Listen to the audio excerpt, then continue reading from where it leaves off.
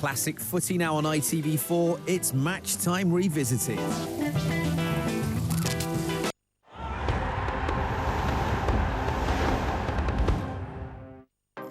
More great drama? That's just the job. Trust a Trader, sponsoring ITV4 Daytime. TrustATrader.com.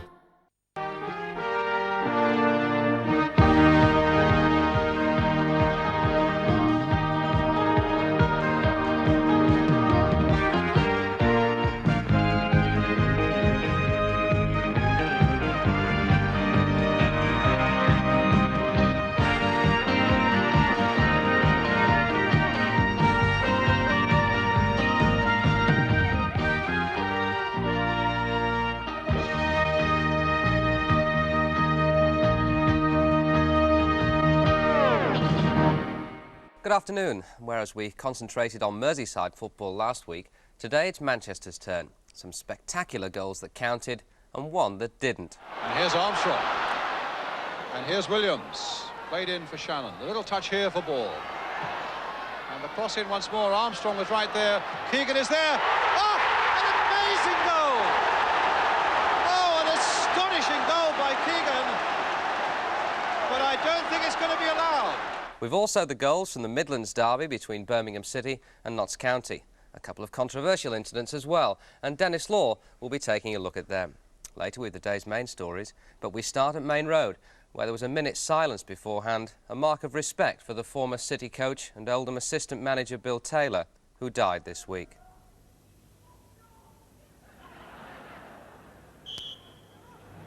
Last season, Nicky Reid was arguably Manchester City's most consistent defender, but it's a midfield job again for him today, a situation Everton tried to exploit yesterday with considerable efforts to sign Reid.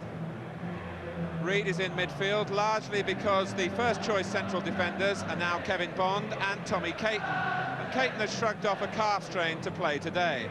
Bobby McDonald and Dennis Stewart also passed fitness checks this morning.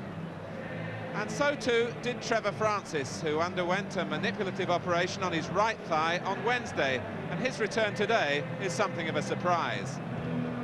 Aston Villa had doubts about Colin Gibson, Des Bremner and Eamon Deasy, but are able to field the side that won at Wigan on Tuesday. But Peter Withe, who scored the winning goal at Springfield Park, plays his last game before he appears in front of an FA disciplinary hearing on Monday, which will lead to a probable 3-match suspension. The two sides going into this game after conflicting fortunes against clubs from a lower division in the League Cup in midweek. City defend the goal to the right in the first half.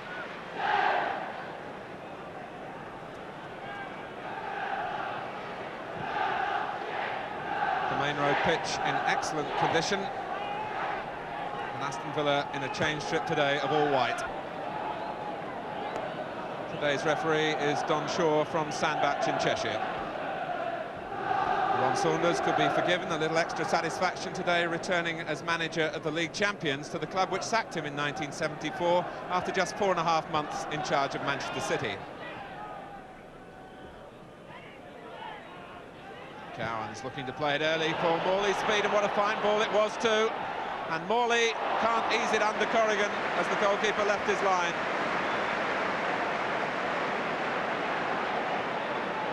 Superb pass from Gordon Cowans, freeing Morley. Corrigan did his job.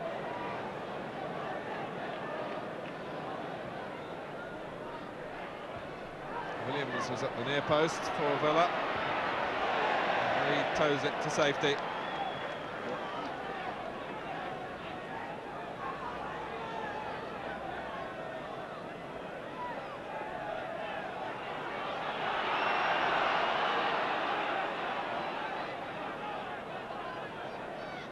The throw given to Manchester City.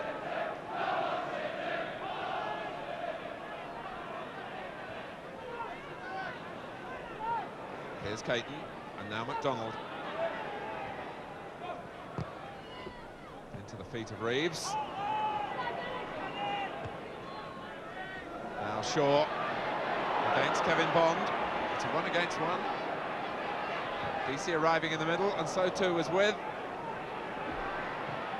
Ranson able to pick out Hutchison with a clearance. Stopped by Cowans. Gibson, who enjoys going forward, and goes down. A challenge from Asa Hartford.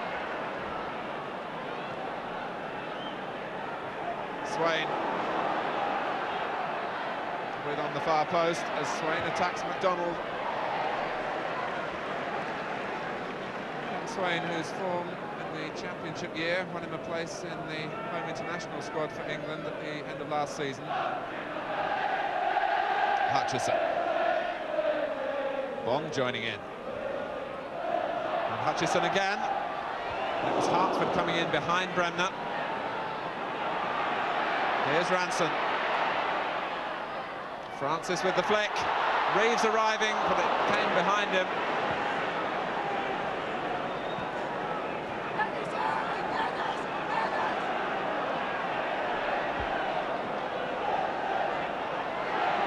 Now Chewett.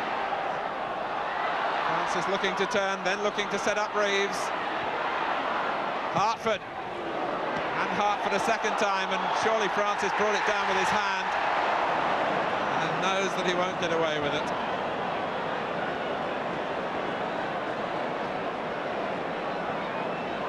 Reeves happened to try and make a position there. Hartford twice tried his luck, and up went the left arm of Francis, and the goal rightly ruled out.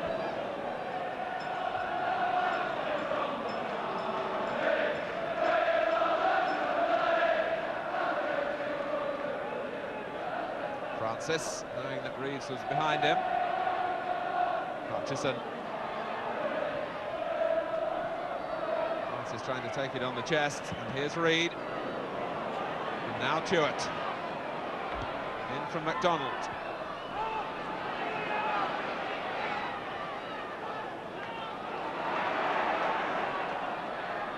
Francis again, trying to turn away from Williams. Now facing the goal, and looking for a gap that he could exploit, and the gap was filled in the end by Bremner.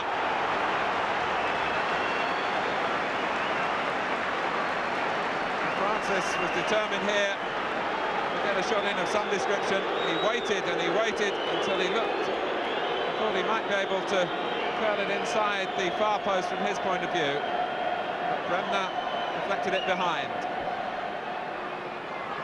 Hutchison again looking to play the in-swinging corner, and Rimmer grateful to clutch it to his chest, with both McDonald and Chewett coming in behind those who are making the movement on the near post. Williams getting the better of Francis and finding Morley. Shaw's peeled off to his left, with through the centre, but here's Shaw, and it's opened up for Gary Shaw. Corrigan half makes the save, and McDonald completes the job. Morley cutting through the middle and aware of Shaw's presence, and beautifully reversed into the stride of Shaw. Corrigan blocked it here, and then McDonald whacked it to safety. McDonald. Reeves looking to get behind Williams, who did enough.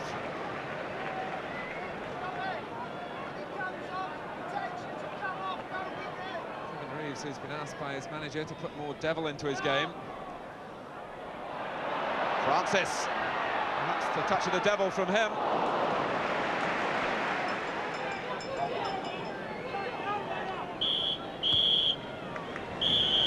So a first half really of two distinct phases. Trevor Francis very much to the fore for Manchester City in the opening spell, when he came closest after the error from Jimmy Rimmer. As the half wore on, Aston Villa got to grips with their task, particularly in midfield, and looked the more dangerous side towards the end of the first 45 minutes. But at half-time at Main Road, it's Manchester City 0, Aston Villa 0.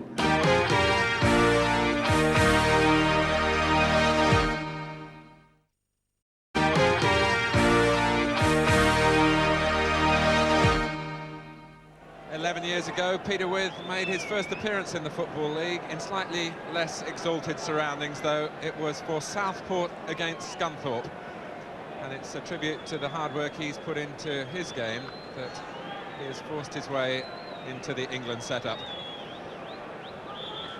And he plays his part in getting the second half underway.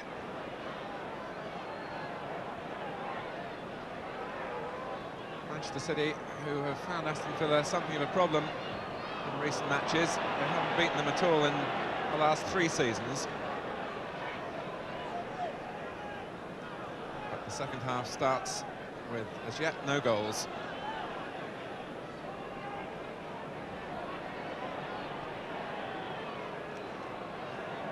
Reeves stopped by Williams. The run made here by Bremner, and Hartford has to track back with him.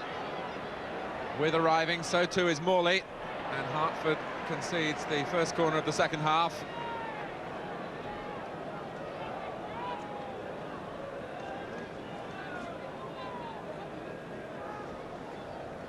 Villa won only one of their first 9 Division 1 games as they set out to retain their championship. They're more back in the groove now.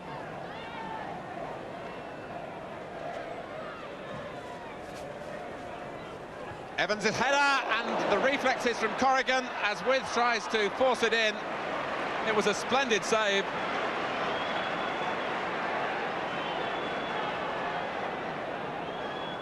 Alan Evans climbed so well to get in a header of genuine power. And Corrigan, who could have been forgiven for being cold at the start of the second half, managed to get it up and then claimed it at the second attempt. Here's Bremner.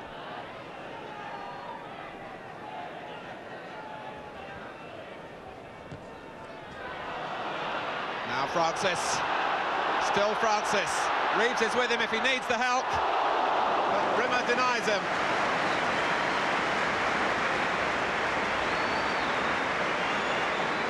Clever Francis, who needs one more goal for 150 in the Football League. Might have thought he got it then.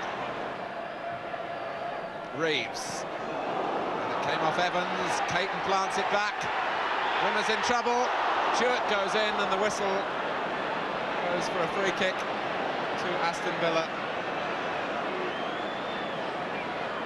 A really crowded penalty area. Up off Alan Evans towards Caton here. Rimmer committed himself, couldn't claim it, but the foul, I think, was by Bobby McDonald.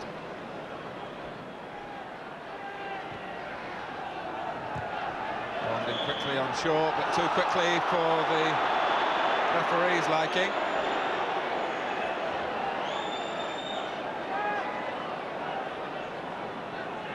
Carry short felt the effects of the tackle. It's coming through half of his left calf.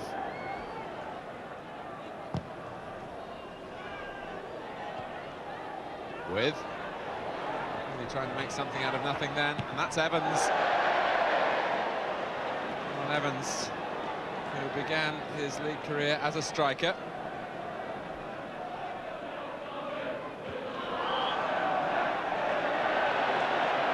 This time the free kick goes to City. Even though Bremner came off the worst, a blow to the scalp.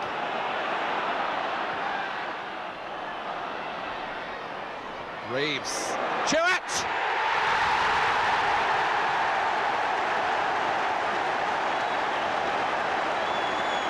Well, Manchester City have worked hard to find a way through. Came from a quickly taken free kick. And Reeves cutting it back. Stewart with the glancing header. Manchester City 1, Aston Villa 0.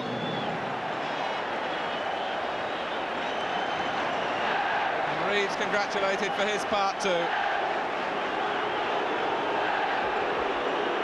Dennis Stewart's goal after 24 minutes of the second half. Villa protest because Bremner was certainly down and out of the game when the free kick was taken.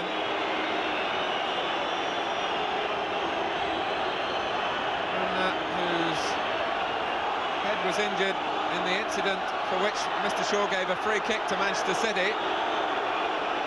City took the free kick while perhaps one or two Villa players We're concerned more about Bremner than defending their goal. But the goal stands.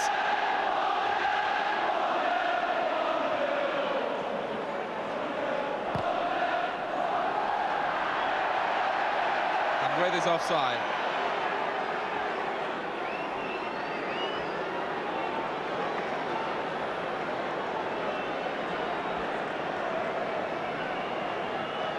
Dennis Stewart moves into double figures for the season. With looking up with Shaw. Playing offshore. It was an attack really when Villa were never in total control of possession.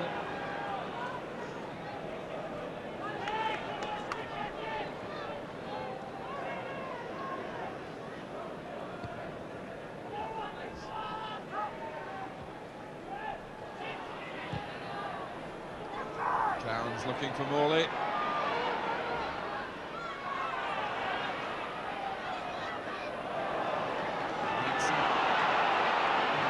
To rather outskill Morley.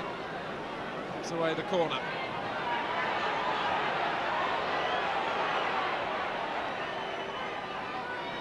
Morley being told to wait by Bremner. Wait for Williams to arrive. There's Morley again.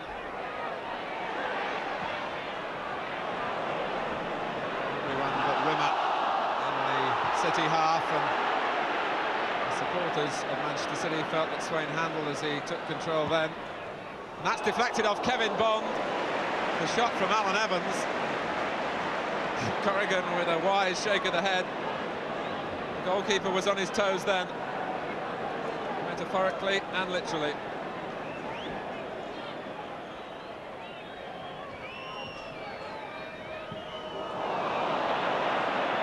Presenting it to Cowans. Now Shaw. As Villa go hunting the equaliser, and With should have provided it. Again, City in problems of their own making. McDonald giving it away in the middle of the field to Cowans. Taken up here by Gary Shaw, and then With, as Caton missed his kick, went for placement but placed it wide, and that could be so costly for Villa.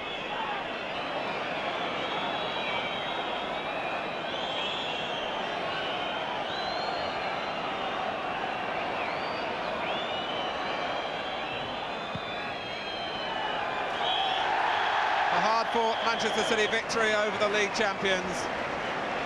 The goal by Dennis Stewart and Joe Corrigan, a series of important saves that produce a final scoreline: Manchester City 1, Aston Villa 0.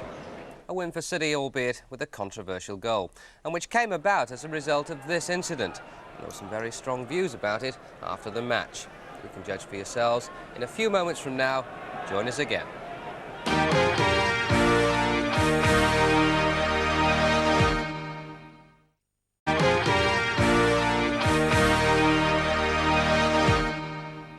Welcome back. Still to come on Match Time, some great action from the Dell between Southampton and Manchester United.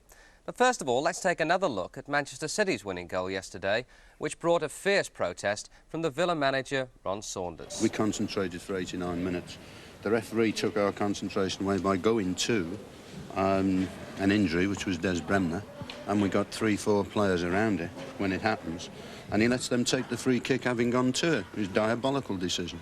Well, Villa certainly paid the penalty for a lapse in concentration after looking so comfortable for long periods in the game. But I feel that Ron Saunders rather overstated the case in his criticism of the referee. Mr. Shaw checked the injury, and you could clearly see him wave play on as he saw Bremner get him back on his feet. It's true that Bremner later had 4 stitches and a head wound, but players of Villa's experience should know better than to assume that the referee is going to hold things up. City weren't exactly within striking distance at that stage. The ball was on the halfway line. Equally significant was the fact that every defender, apart from Bremner himself, was back at covering at the time that the cross came in. I admit to feeling some sympathy for Villa, But the credit must go to City for taking advantage of the situation and scoring a superb match-winning goal. Well, now to a subject close to the hearts of the City supporters, the possibility that manager John Bond might sell Nicky Reid. I can never understand it when clubs part with talented young players, and Reid certainly comes into that category. He's at his best as a central defender, but since Kevin Bond arrived at the club, he's been forced into midfield, where he's done a good job despite the fact that distribution is not his strong point. Reid's great quality is his power and willingness to run non-stop for 90 minutes. His tackling ability has never been in question, and that never-say-die attitude that made him a firm favourite with the fans, a point brought home very firmly at Main Road yesterday. Well, now the goal highlights from a game involving two sides near the bottom of the First Division, Birmingham City and Notts County. And a surprise before the match when Birmingham's Frank Worthington was dropped and put on the transfer list. And that meant a recall for the club's leading scorer, Tony Evans. Your commentator, Hugh Johns of ATV. County are in the stripes. Picks up Mayer. Trying to get in behind Birmingham, and he did. It's not a bad ball. Hunt is kicked. Still there for Hooks. He gets a corner out of it. And there's Birmingham City defence not looking too good. Hunt, Hooks and McCulloch constantly testing them and finding them a little wanting. Here's the corner. High curler, McCulloch. Oh, good goal. Yes. What a beaut. What a beauty. Ian McCulloch. That's his 7th of the season. Beautiful high-hanging corner from Chidozie. And look now for McCulloch coming in. And didn't he get up in the air? Oh, lovely goal.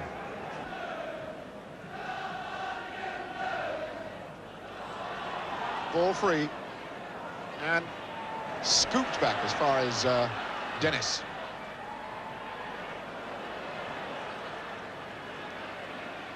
And again, they're lining up in the box. Dillon tries to get it in. Handball. Handball by Ray O'Brien. Deliberate action of the hand, says referee Ray Chadwick. Now here's O'Brien there, and there was the deliberate action. Tony Evans lines himself up. Oh, and he just squeezes it inside the post. Abramovich guessed right, but there was no way he could dive and get his fingers to that. Look to see now Abramovich taking off now before the ball is struck, hits the post, clips in, 1-1. Broadhurst, hopeful pass in the direction of Van Mierlo. Now Langan. Good one in for Kerbishley. Good ball, Langan. Oh! A disaster by Abramovich, and Evans makes it 2-1. And that's all down to the goalkeeper. 5 minutes into this second half. Tony Evans, oh, he did enjoy the free gift that the goalkeeper gave him. This wasn't a particularly good ball in from Langan. It was straight to the goalkeeper. He's got it. He hasn't got it. Evans has. 2-1 Birmingham City. And 2-1 the final score. And 3 points taking Birmingham above Notts County. The two North East clubs, Middlesbrough and Sunderland, even at this stage, must be seriously concerned about the prospect of relegation. Well, time now to go to the Dell for Southampton against Manchester United. All the makings of a classic between two of the First Division's most entertaining sides. And that's exactly how it turned out. The commentator, Brian Moore of London Weekend Television, United in the unfamiliar blue shirts. Well, this is the Southampton team. They're unchanged. And since that victory at Anfield, they've enjoyed 4 days of sunshine in Spain. And although a lot of the credit goes to their defence, it's worth pointing out that Kevin Keegan and Steve Moran between them have scored 24 goals this season. Manchester United leave out skipper Martin Buchan, even though he's recovered from a hamstring injury. Gordon McQueen, who came back to the side after injury last week, keeps his place. And as well as missing Gary Bailey, United also come to this match without Steve Coppell, who is still under treatment for an ankle injury. The referee, Danny Vickers of Ilford, gets the game underway with Manchester United attacking the goal to our right. They're in an unfamiliar strip of blue shirts and white shorts, with Southampton red shirts with that familiar broad white stripe. Match with so much meaning at the top of the First Division as Wilkins, the United captain, gets the ball back to Albiston. Played in here towards Stapleton, and a goal kick for Southampton. And sitting in the crowd, a number of blind supporters listening to the local hospital radio. That's a great gesture by the Southampton club, and good work by the radio men as well. Ray Wilkins. John Gidman. Bertels flicking one on there, and he might get the return for Moses somehow to get in there, but what was even more astonishing was the touch by Katalinic. What an amazing break there that nearly caught Southampton out. Moses was right in there. A powerful shot struck well, and a beautiful piece of keeping by Ivan Katalinic. So it's a corner for Manchester United. McElroy with it.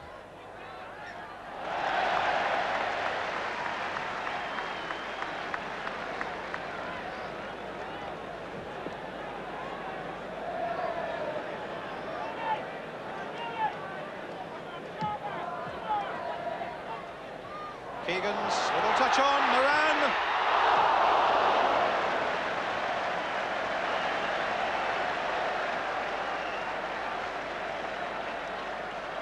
Well, suddenly Moran was free, and the shot was just a little wide.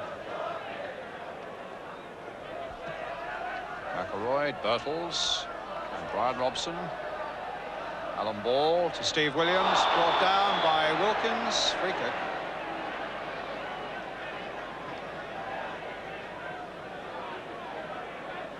So Southampton's free kick, Alan Ball floating it towards Keegan. Might well have been shoved in the back by McQueen there, it seemed, but the referee thought otherwise. But Southampton got a throw. Shannon quickly for Keegan. Oh, my word! Keegan almost made something out of nothing there. It looked as though there was no possibility after he'd been challenged by McQueen, but he was right down by the byline, and a powerful shot that Roach had to turn away. So it's Shannon with the corner. Keegan trying to get the header in, but Kevin Moran got the better of him. It's now with Nick Holmes. Again, the ball played forward and offside against Steve Williams. The run not quite properly timed, and a free kick to Manchester United.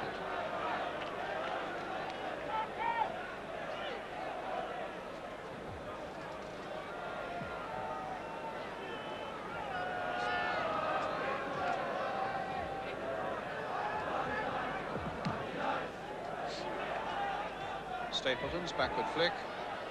Nicol, not a really tidy header, but Williams getting it away. Ball. McQueen. Nicol. Wilkins. Stapleton, a nice touch for Robson. Played wide here for Bertels. Now Remy Moses, who's got support from John Gidman. So Gidman. Wilkins. Moses with a header. Bertels, good possession here by Manchester United, and put to the defence as Stapleton puts them into the lead.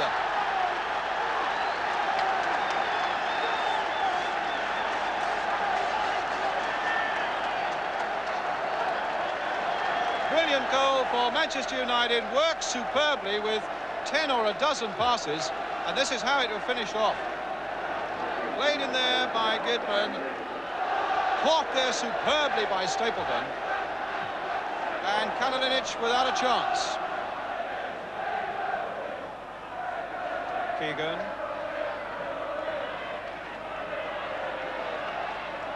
Shannon.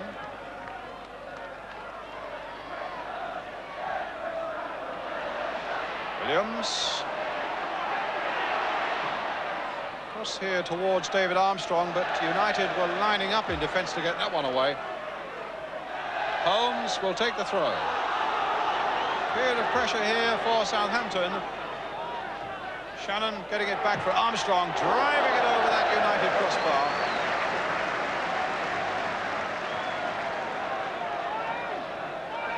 United, who've conceded only 12 league goals in 17 games, are taking a bit of breaking down. Armstrong way outside the box, always on the up and over the top. Stapleton, laid back for Moses this time. They tend to be standing off their men a little bit in defence, Southampton, and there's always just that half yard of space, it seems, at the moment for the Manchester United front men. And Moses making one or two really impressive darts into attacking positions. McQueen, who's been really all-powerful in the air.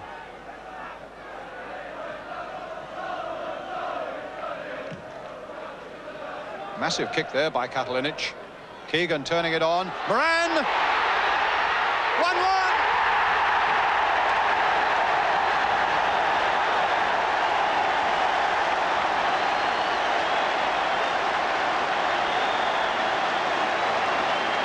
Well, that was the most clinical finishing you'd possibly see. Suddenly it was 1 against 1 as he came to Paddy Roach. And what icy cool nerve the young man showed. The ball came through to him here, and there it went, 1-1. Steve Moran's 11th goal of the season.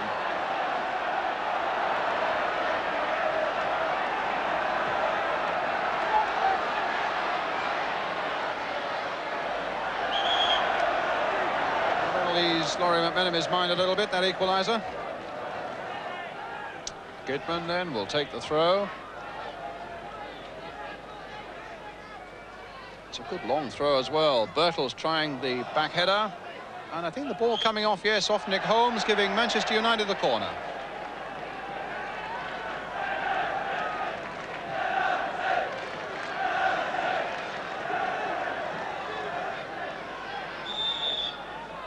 So a corner for Manchester United.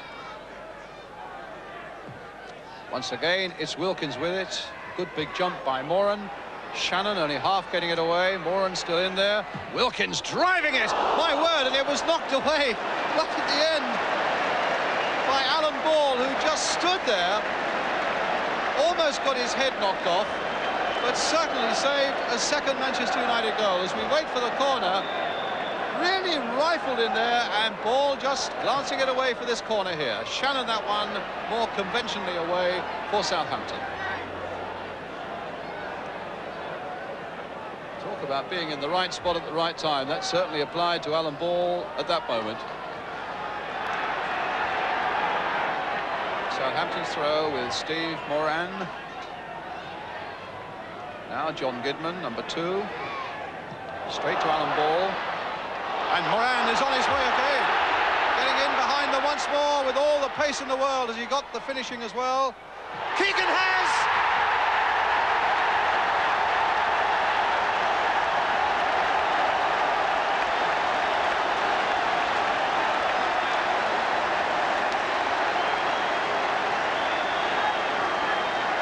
Steve Moran, who scored the first, unquestionably with a big smile on his face, has now made the second. What a run. Looked as though he'd taken it too far. In the end, he got just the better of Moran, and Keegan was in there to finish it off.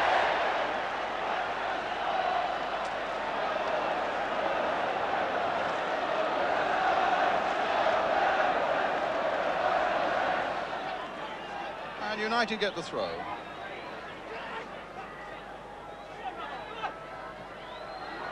Brian Robson.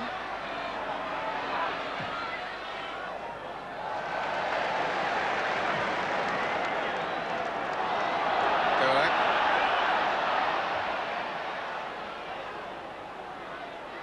Williams. Shannon. Williams yet again.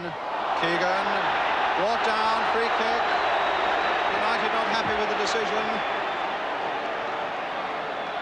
Keegan felt the pain of Moran's challenge, and right on half-time, Southampton get a free kick some 8 to 10 yards outside that Manchester United penalty area.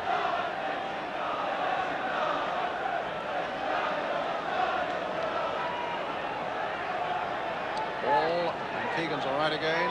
4 in the wall. And Keegan, oh, off the top of the crossbar, a brilliantly executed free kick. A little two-touch and a curler by Keegan after his recovery. And a glance off the top of the crossbar. There's the first touch, there's the second touch, there's Keegan's curler just nicking off the top.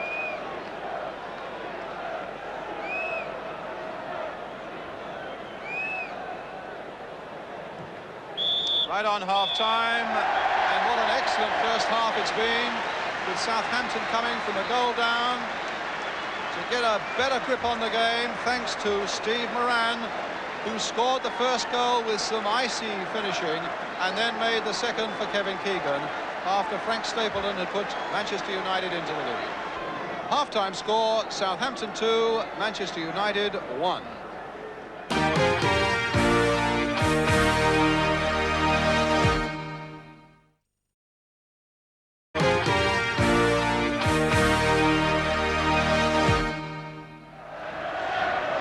So Southampton get the second half underway, attacking the goal to our right.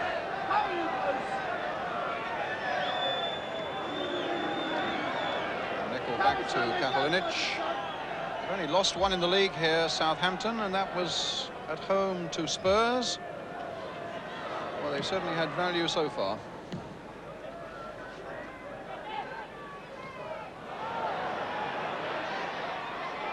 Keegan again battling with Kevin Moran. Can't quite remember where the ball was, though. Moses now playing it into space, deliberately handled there by Malcolm Waldron. That'll be a booking. And really, in fairness, it was one of those occasions when it had to be, because if he hadn't done that, there's no doubt at all that the ball would have gone on for Birtles.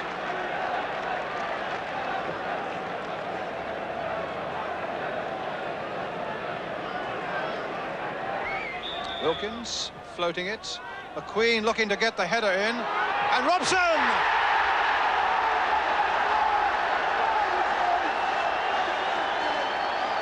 So Brian Robson gets his second goal for Manchester United, and the second for the club on the day, bringing it back to 2-2. And a question mark there against the Southampton defence once McQueen had got that header in. They stopped running and allowed Robson to get in there and make it 2-2.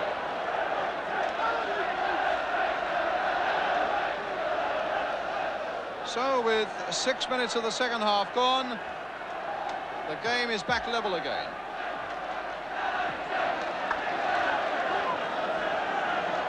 Holmes.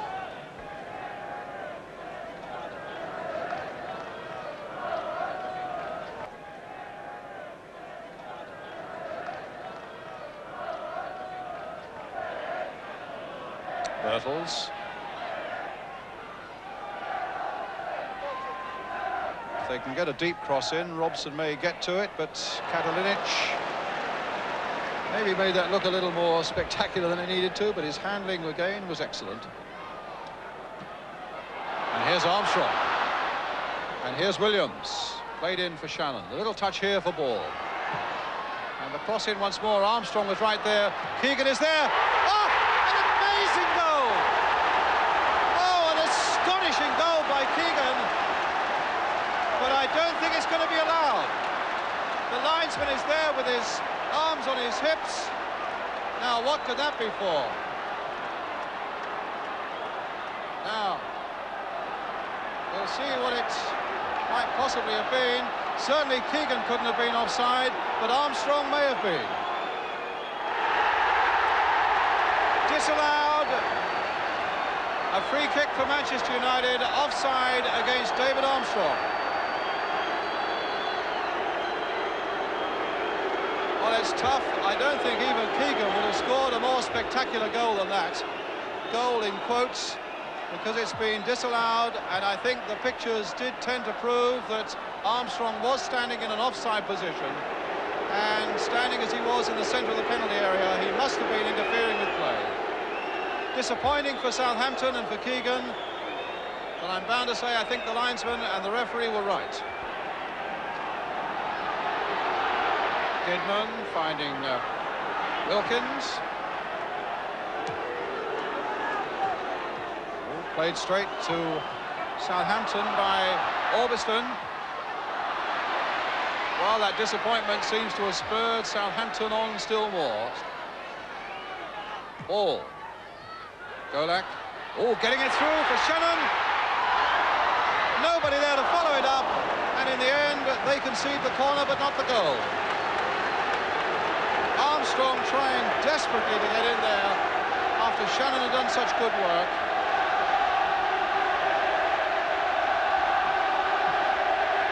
But in the end, they got it away. So Southampton's corner. Headed down there, and in the end flicked over, presumably by Moran.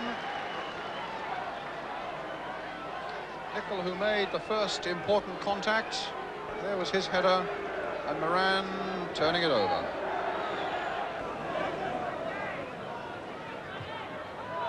Ball.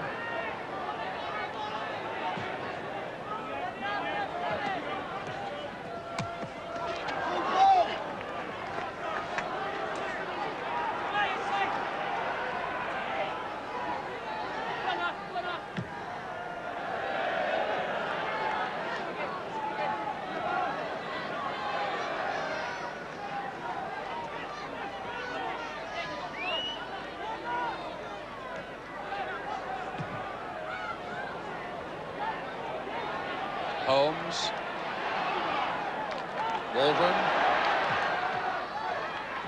And Armstrong just nicking it out there again for Nick Holmes. Crossed in early, Kevin Moran getting it away.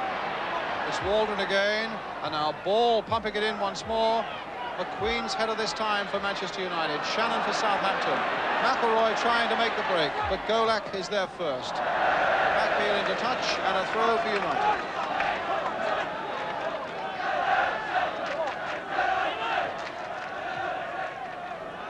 Wilkins.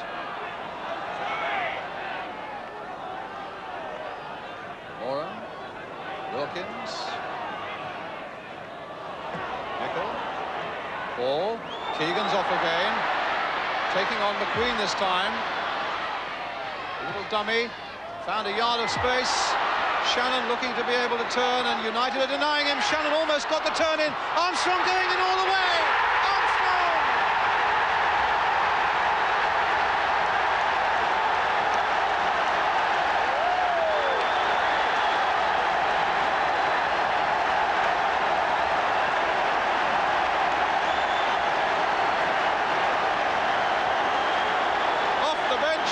The manager, and I should think he's delighted, but at the same time wants now everybody to get back and to concentrate. Shannon performed miracles here. It looked as though he almost made a shooting place for himself there, then saw that Armstrong was coming up, and Armstrong steamed all the way through past Roach, and that puts it 3-2.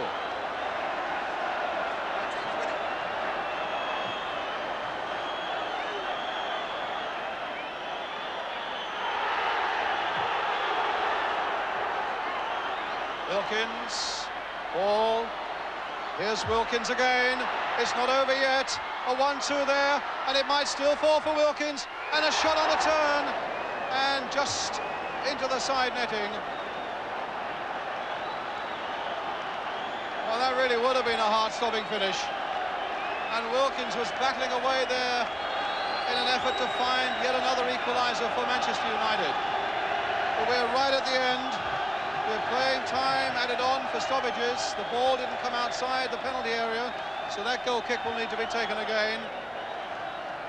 And Southampton are leading by 3-2.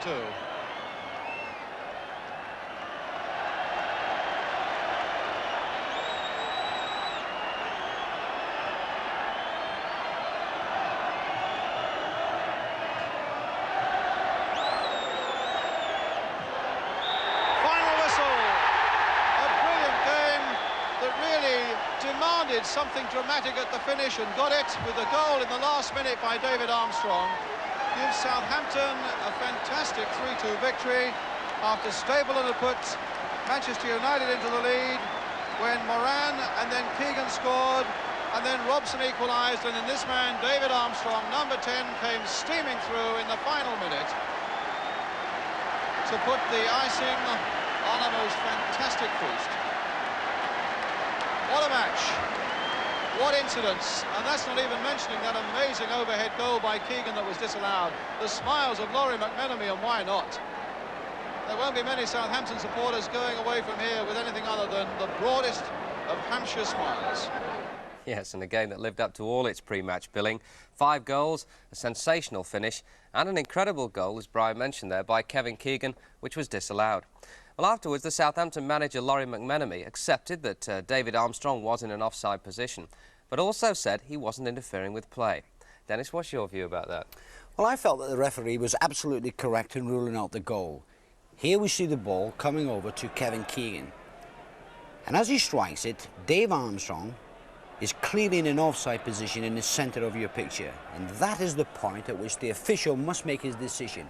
What comes next is irrelevant. To say that Armstrong is not interfering with play is a nonsense. He's in the middle of the goal and ready to snap on any chance that comes his way. The shot was terrific, but that doesn't alter the fact that the linesman spotted the infringement, and the referee, quite rightly, heeded his advice. Well, now let's see the top of the First Division, and United still the leaders, although Ipswich now have the same number of points with 2 games in hand. The top of the Second Division also worth a look at, with Oldham there in 2nd place, the highest position they've been in since the war. We leave the last word this afternoon to Dennis Stewart, a striker who's dropped back into midfield and who's still scoring goals. Goodbye. All the time I've been in football, I think it's always nice to get double figures, and the fact that I'm a midfield player now and doing certain responsibilities in other parts of the field, the fact that I've got double figures really delights me. Reeves. Stewart!